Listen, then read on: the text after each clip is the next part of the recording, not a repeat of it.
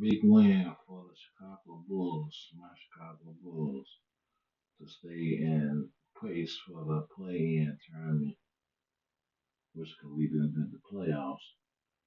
The Bulls beat the Minnesota Timberwolves in double overtime, 139 to 131. Zach LaVine chipped in with 39 points. DeMar DeRozan, he chipped in with 49 and 14 rebounds.